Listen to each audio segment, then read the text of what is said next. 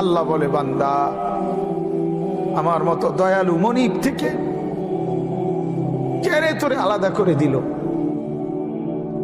মা গাররাকা, আরে বান্দা আমার থেকে কেন আলাদা হলি? আমি কি অপরাধ করেছি? সারাদিন আসমানে আলো দিয়ে আমি অন্যায় করছি? আজ আবার রাতের বেলা ঘুমের পরিবেশের জন্য অন্ধকার করে দিয়ে আমি অপরাধ করছি? মা গাররাক, এই যুবক, তোমার কাছে তোমার মালিক অপরাধ কি করছে বল না বেটা, বল। কেন সেজদা করলি না ভাইয়া? আল্লাহ তোমার কাছে কি অন্যায়টা করছে? কি অন্যায়, কি না দিছে মালিক? মা গাররাকা বিরাব্বিকাল কারীম, এটা আল্লাহর ডাক। আল্লাহ বলেন, বান্দা কে রে তোরে আমার থেকে আলাদা করলো? কেন রে তুই আমারে ছাড়লি? আমি কি দোষ করছি? হাদিসের মধ্যে আছে, লাইসা মিন ইয়াউমিন ইল্লা ইউরাদু আলা নবী সাল্লাল্লাহু আলাইহি ওয়াসাল্লাম আমালা উম্মতিহি গুদওয়াতান ওয়া আশিয়াতান। শোনো যুবক, আল্লাহর নবী বলেন প্রতিদিন দুইবার, সকালে একবার, সন্ধ্যায় একবার, আমার উম্মতের আমল আমি রাসূলের সামনে ফেরেশতারা পেশ করে। হায় হায়, নবীর সামনে তোমার নাম উচ্চারণ হয়, ফেরেশতা বলে, ইয়া রাসূলুল্লাহ, একটা সিজদা দেয় নাই, একটা সিজদা, একটা সিজদা দেয় নাই। আল্লাহর নবী তখন বলে, হায় আমার উম্মত, আমার 23টা বছরের দিবানিশির এই মেহনতের কোনো কদর করলি না? 23 বছরের আমার এত কষ্টের কোনো কদর হলো না?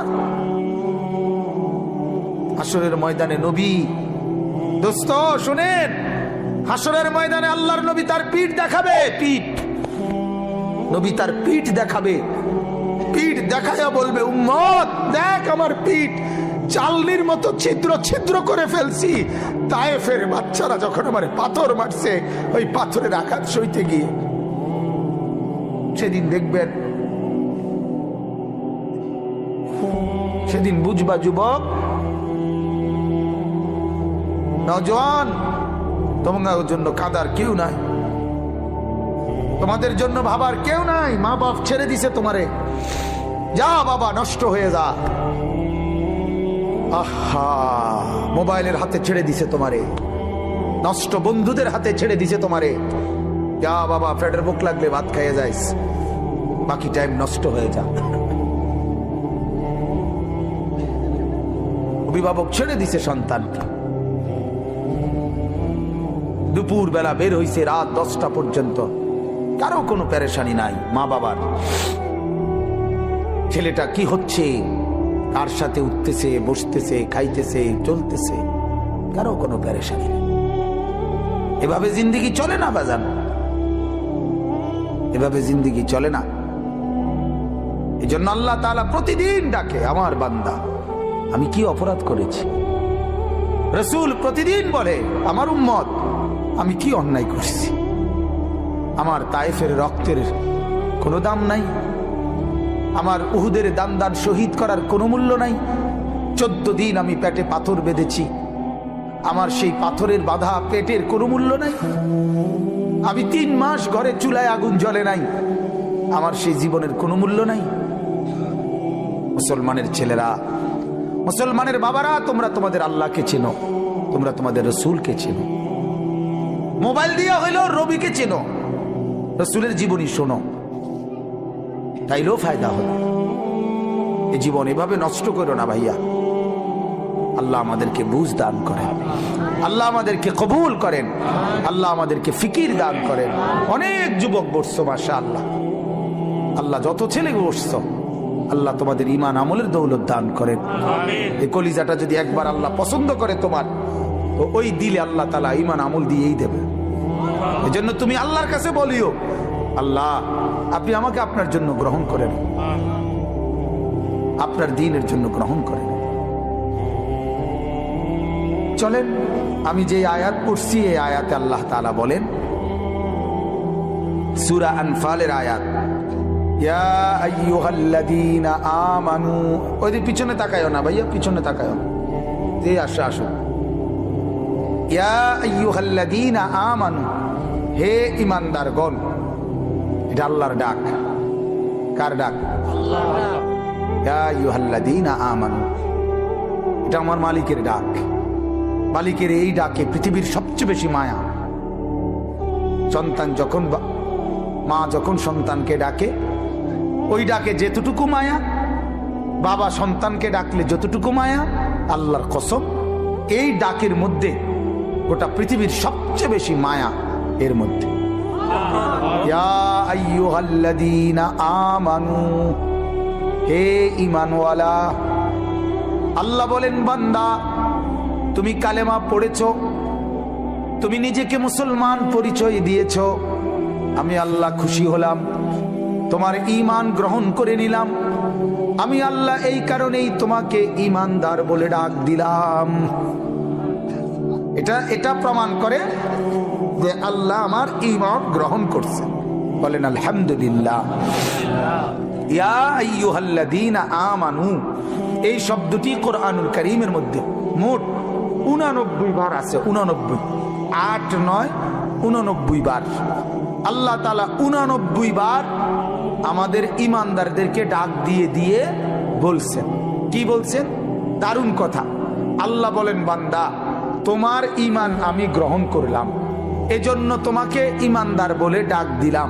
এবার তোমারে এরকম ঈমানদার বলে ডাক দিয়ে কিছু আমলের কথা বললাম, এই কাজগুলো তুমি ঠিক মতো করবা, আমার জান্নাত আমি আল্লাহ তোমারে বুঝাই দেব।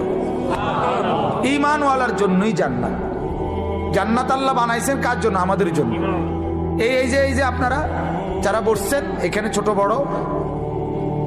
বড় একের বিশ্বাস আল্লাহ তাআলা জান্নাত বানাইছে আমাদের জন্য। কাদের জন্য ভাইয়া বলো না? আমার জন্য। এই তোমার জন্য, তোমার জন্য, তোমার জন্য, তোমার জন্য, তোমার জন্য। ওই যারে ধমক দিলাম দোস্ত, তোমার জন্য। রাগ হইও না, আল্লাহ তোমারে কবুল করেন, আল্লাহ তোমারে নামাজি বানায় দেন। কারোর প্রতি তো এমনি তো কোনো বিদ্বেষ নাই, ঠিক না ভাইয়া? কারোর সাথে কি কোনো আলাদা দুশ্মনী আছে কি? তো আল্লাহ তাআলা বলেন, ঈমান আমি গ্রহণ করলাম, ঈমানের বিনিময়ে জান্নাত। যত লোক ঈমানদার আল্লাহ তাআলা বলেন আমার জান্নাত তোমাদের জন্য। সুবহানাল্লাহ। ঈমানবিহীন জান্নাতে যাওয়ার কোনো কি নাই, সুযোগ নাই। জান্নাতে যাওয়ার জন্য প্রথম শর্ত হলো কি থাকা? ঈমান থাকা। ঈমান থাকা, ঈমান। একটা মজার কথা শুনেন, আমাদের খতিবে আজম মুনাজিরে জামান আল্লামা নুরুল ইসলাম অলিপুরি দামাত বারাকাতুহু, হযরতের বয়ানে আমি শুনছি। হযরত বলেন, হাসরের ময়দানে আল্লাহ তাআলা প্রত্যেকটা বান্দার আমল মিজানের পাল্লার মধ্যে মাপবেন। এটা জানেননি? মিজানের পাল্লাতে যে আমাদের আমল মাপা হবে, এটা শুনছেন? এই মাপাটা কি রকম, এটা হুজুরে সবচেয়ে সুন্দর আমি ওনার থেকে বুঝছি।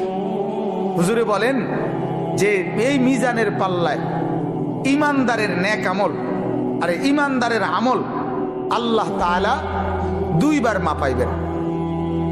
কয়বার?